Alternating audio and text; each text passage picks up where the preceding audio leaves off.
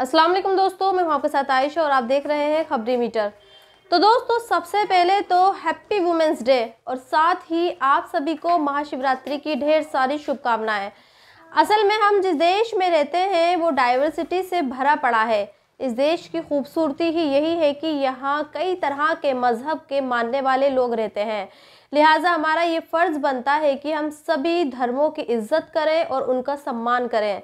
आज चूँकि महाशिवरात्रि है, शिव का दिन है और इस दिन भगवान शिव का माँ पार्वती से विवाह संपन्न हुआ था। लिहाजा इस मौके पर हर साल मंदिरों में बड़े धूमधाम से महाशिवरात्रि का भव्य आयोजन किया जाता है। शिव के मंदिरों को फूलों और लाइटों से सजाया जाता है। आज सुबह से ही देश के अलग अलग शहरों से शिव के मंदिरों में भक्तों का तांता लगा हुआ है। लिहाजा देश की मेजॉरिटी को आज के दिन की बधाई देना तो बनता है। खैर, आज सुबह प्रधानमंत्री नरेंद्र मोदी ने भी देश के लोगों को महाशिवरात्रि के इस त्योहार की बधाई दी। साथ ही उन्होंने आज वुमेंस डे की भी बधाई दी और ये ऐलान किया कि एलपीजी सिलेंडरों पर 100 रुपये की छूट दी जाएगी। प्रधानमंत्री मोदी का ऐसा मानना है कि इस 100 रुपये की सिलेंडर की छूट पर से महिलाओं पर पड़ने वाला आर्थिक बोझ कम हो जाएगा। वाकई महिलाओं के इस दिन के मौके पर 100 रुपये की छूट बड़ी बात है। खैर, आज जो मैं आपको बताना चाहती हूँ, अब उस बात पर आते हैं। बात दरअसल ये है कि क्या अब वक्त आ गया है कि मुसलमानों को भी बीजेपी प्रधानमंत्री मोदी की तारीफें करनी चाहिए। उन्हें भी ये बताना चाहिए कि पीएम मोदी देश के लिए क्या कर रहे हैं और उन्होंने देश के लिए क्या क्या किया है। दरअसल ये सवाल इसलिए उठ रहा है क्योंकि एक मुस्लिम महिला जो पीएम मोदी की घोर विरोधी रही है, वो अब उनकी तारीफें कर रही है, उनकी शान में कसीदे पढ़ रही है और उस महिला का नाम है शेहला रशीद। शायद आप इस नाम से वाकिफ ना हो, लेकिन एक वक्त था जब शेहला रशीद की जवाहरलाल यूनिवर्सिटी में तूती बोलती थी। टीवी डिबेट्स के दौरान उनके दिए गए तर्कों पर लोग वाह वाह करते थे, लेकिन आज वो पीएम मोदी की तारीफें कर रही हैं। इसलिए आज लोगों को ये समझ नहीं आ रहा है कि आखिर ऐसा हो क्यों रहा है। चलिए मैं आपको सबसे पहले शेहला रशीद का लेटेस्ट बयान आपको दिखाती हूँ और इस बयान में उन्होंने खुद ये इकरार किया है कि वो ऐसा क्यों कर रही हैं और क्यों सोशल मीडिया पर ये शुक्रान मोदी नाम से हैशटैग चला रही हैं। शेहला रशीद लिखती हैं कि जिन लोगों को ये लगता है कि वो बीजेपी ज्वाइन कर रही हैं या फिर जिन्हें ये लगता है कि पीएम मोदी की तारीफों के पीछे कहीं वजह राज्यसभा में सांसद बनना तो नहीं, वो उन्हें ये बता देना चाहती हैं कि ऐसा कुछ भी नहीं है और वो जो मोदी की तारीफें कर रही हैं उसके पीछे सिर्फ और सिर्फ मकसद एक है और वो मकसद है कश्मीर में शांति। अब सवाल ये है कि क्या शेहला रशीद को भी ये एहसास हो गया है कि जिस तरह से पानी में रहकर मगरमच्छ से बैर नहीं किया जा सकता, ठीक उसी तरह से इस देश में और ख़ास तौर पर कश्मीर में रहकर पीएम मोदी की आलोचना करके कश्मीर में शांति से नहीं रहा जा सकता। इसलिए वो ऐसा कर रही हैं।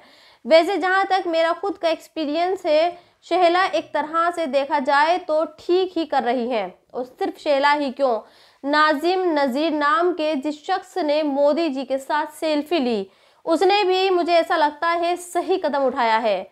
अगर मैं आपको फ्लैशबैक में लेकर जाऊं तो चंद महीनों पहले और कश्मीर से ऐसी खबरें आ रही थी कि वहां सेना कश्मीर से रैंडमली नौजवानों को उठाती है और फिर उन्हें मारती पीटती है, जिसमें कई लोगों की मौत भी हो जाती है। लिहाजा आज कश्मीर बदल गया है। कल जब पीएम मोदी श्रीनगर पहुंचे तो सड़कों पर उनकी रैली में शामिल होने वाले कश्मीरी लोगों का कुछ ऐसा हुजूम दिखाई दिया। हालांकि कुछ लोग ये कह रहे थे कि ये हुजूम उन लोगों का था जो सरकारी मुलाजिम है और वो अपनी नौकरी बचाने के लिए मोदी के प्रोग्राम में जा रहे थे, लेकिन हकीकत तो यही है कि ये चाहे कश्मीरी सरकारी मुलाजिम थे या फिर आम लोग, ये सभी चाहते हैं कि कश्मीर में शांति रहे और इसीलिए ये लोग मोदी की उंगली पकड़कर साथ चलना चाहते हैं और ना ही उनकी आलोचना करके। चूँकि आज महिला दिवस है और महिलाओं का दिन है, लिहाजा आज मैं ये चाहती हूँ कि इस मौके पर मोदी जी इस वीडियो पर भी संज्ञान लें। ये वीडियो काफ़ी वायरल हो रहा है। हालांकि ये वीडियो कहाँ का है कब का है, इसकी खबरी मीटर कोई पुष्टि नहीं करता। लेकिन कई सोशल मीडिया अकाउंट्स पर आज के महिला दिवस के मौके पर इस वीडियो को वायरल किया जा रहा है। लिहाजा मैं ये चाहती हूँ कि मोदी जी ऐसे लोगों का भी संज्ञान लें जो इस तरह की हरकतें करते हैं, क्योंकि इन हरकतों से उंगली न सिर्फ हमारे देश पर उठती है बल्कि खुद पीएम मोदी पर भी उठती है। और अब मैं आपको सरदार पटेल के बारे में भी कुछ बताना चाहती हूँ, और मैं ये चाहती हूँ कि आज महिलाएं ये जाने कि उन सिर उठाकर देश में जीने और मर्दों के बराबर कंधे से कंधा मिलाकर चलने का जो मौका मिल रहा है उसमें सरदार पटेल का बहुत बड़ा हाथ है। ये अखबार की कटिंग देश में साल 1948 में 17 जुलाई को पब्लिश हुई थी। इस अखबार के मुताबिक देश में पहली बार जब महिलाओं को इंडियन एडमिनिस्ट्रेशन सर्विसेज और इंडियन पुलिस सर्विस यानी आईपीएस जैसी परीक्षाओं में शामिल होने का मौका सरदार पटेल ने ही दिया था। जब सरदार पटेल इस देश में उप प्रधानमंत्री थे तब उन्होंने ये फैसला लिया था कि देश में आईएएस और आईपीएस जैसी परीक्षाओं में पुरुषों के साथ साथ महिलाएं भी शामिल हो सकती हैं। और सबसे आखिर में मैं आपको एक और वीडियो दिखाना चाहती हूँ, और मैं ये चाहती हूँ कि आपके साथ साथ इस वीडियो को पीएम मोदी भी देखें और इस पर गौर ज़रूर करें, क्योंकि अगर पीएम मोदी चाहते हैं कि हमारा देश वर्ल्ड की तीसरी इकोनॉमी बने तो उन्हें यूनिवर्सिटी और कॉलेजेस से नशे को ख़त्म करना होगा। तो दोस्तों, आप भी इस वीडियो को सुनिए, और अगर अब तक आपने मेरे चैनल को सब्सक्राइब नहीं किया है तो प्लीज़ सब्सक्राइब ज़रूर कर दें। शुक्रिया।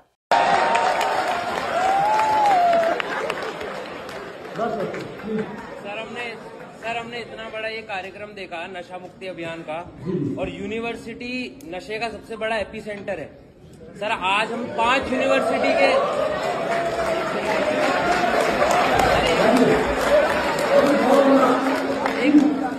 सर हम 5 यूनिवर्सिटी के बच्चे यहाँ पर 4 यूनिवर्सिटी के बच्चे यहाँ पर बैठे हैं।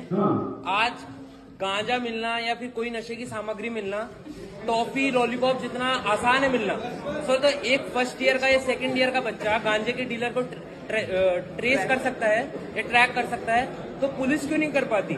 क्या पुलिस ही पीछे छूट रही है?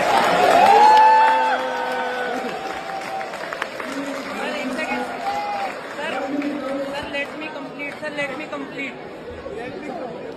सर मेरा जो मानना है, क्योंकि मैं भी सोसाइटी में रहता हूँ, यूनिवर्सिटी का स्टूडेंट हूँ सर, यहाँ सामने चौकी है और चौकी के सामने ही गांजा मिलता है, तो क्या आपको नहीं लगता सर क्या आपको नहीं लगता कि ये पुलिस की नाकामी है?